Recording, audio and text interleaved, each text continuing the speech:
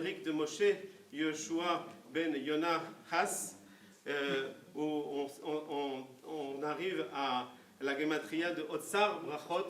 Moshe Yoshua, fils de Yonah Has, on arrive à la gematria de 925 qui correspond à Otsar Brachot, un trésor de bénédiction.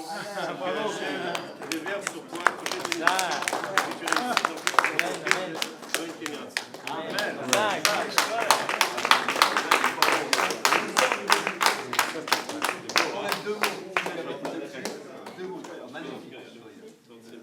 Deux mots de plus, je voudrais remercier deux personnes qui se sont approchées là.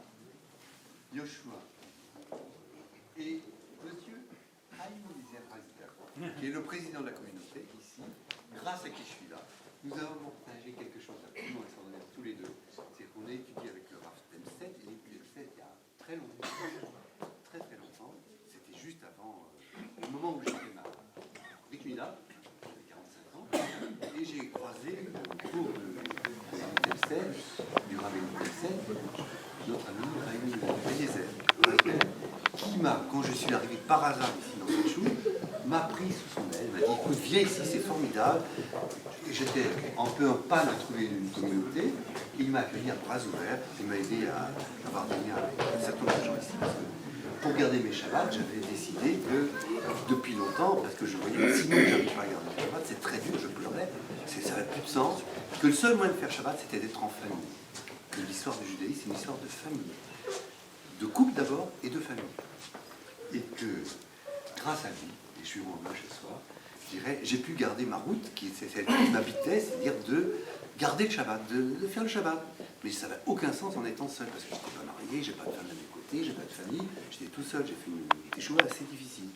Parce que ma mère a été complètement frappée par la Shoah. Donc elle a eu ses raisons, on peut la comprendre. Tous ses amis sont dans Auschwitz. Pendant la guerre, on lui faisait baisser la culotte, Auschwitz, et aucun n'est revenu. Donc elle était complètement déboussolée quand elle était fils. Et on a passé des bons moments. On a eu des moments un peu houleux, mais c'est la vie. Et on s'est pardonné. Et ça, c'est magnifique. Ça, c'est le judaïsme, c'est de savoir se pardonner quand on a des conflits, de savoir gérer les conflits. Et Yoshua Levi a fait partie de ceux qui, dans l'ombre, a été toujours présent. C'est-à-dire qu'il m'a ouvert sa porte en or. Elle était toujours ouverte. Quand j'étais en panne de Shabbat, je pouvais l'appeler à n'importe quel moment, même le vendredi. Il me dit, Yoshua, je suis pas en panne de Shabbat, je ne sais pas où elle est. Viens à la maison. Et quand je l'appelais, il me dit, même pas viens à la maison. Alors tu viens à la maison, rien que le fait de lui téléphoner. Et ça, j'ai appris par mon ami Haïm Sideski, qui m'a dit, tu sais, tu devrais te rapprocher de Yoshua Levi. Il est extraordinaire, il est des midotes exceptionnelles. Bon, je dis ça sans fanterie, mais je dirais, je lui rends hommage et je le remercie encore vivement. Je regrette que ton fils soit pas là ce soir. Parce qu'il a un fils tout à fait étonnant, qui étudie en yeshiva, et qui voulait tout le temps que je vienne à la maison. Quand je venais pas chez lui, moi chez Yoshua, il nous déteste, il vient pas chez nous. Je dis, attends, il faut que je fasse mon réseau, que mon réseau il tienne la route. Et grâce à vous, et je vous rends hommage à tous ceux qui m'ont aidé, grâce à vous, jusqu'à aujourd'hui, j'ai réussi à rester ce qu'on appelle dans le judaïsme Shomer Shabbat, c'est-à-dire de garder le Shabbat. Et j'y tenais beaucoup, beaucoup. Depuis que j'ai fait Tchouva, j'ai compris que Shabbat c'était central. Grâce à quelqu'un à qui je rends hommage, comme ça, qui s'appelle Josie Hazelberg. Au début, je ne faisais que regarder pour faire ma culture. Josie Hazelberg. Une fois, il a parlé du Shabbat. Je voudrais dire ça comme rapidement. Je vais essayer d'être un peu plus bref.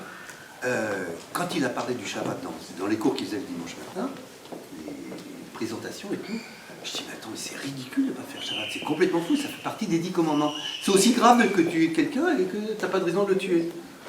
Alors je dis, attends, mais alors c'est génial le judaïsme. C'est-à-dire qu'il y a des choses qui ont des valeurs qui sont similaires, c'est-à-dire les 10 commandements, ils sont équivalents. Et si tu ne respectes pas le Shabbat, c'est comme si tu tues ton voisin sans raison. Je dis, attends, mais c'est fou pour ne pas faire Shabbat quand on est juif. On y croit un peu qu'on a un peu la foi. Et à ce moment-là, je dirais grâce à des gens comme Yoshua, Haïm Eliezer et un certain nombre de gens présents ici, j'ai pu réussir à garder ce qui m'habitait au fond de moi, c'est-à-dire être Shomer Shabbat. Et je pensais que c'était central dans le judaïsme. Sur quoi je pense que j'ai toujours raison. Et le fait de vivre vraiment pleinement le Shabbat, c'est quelque chose, je trouve, pour ceux qui savent, puis comme vous êtes tous présents, je dirais ici, il y en a quelques-uns qui ne sont pas concernés, mais je les respecte tout autant.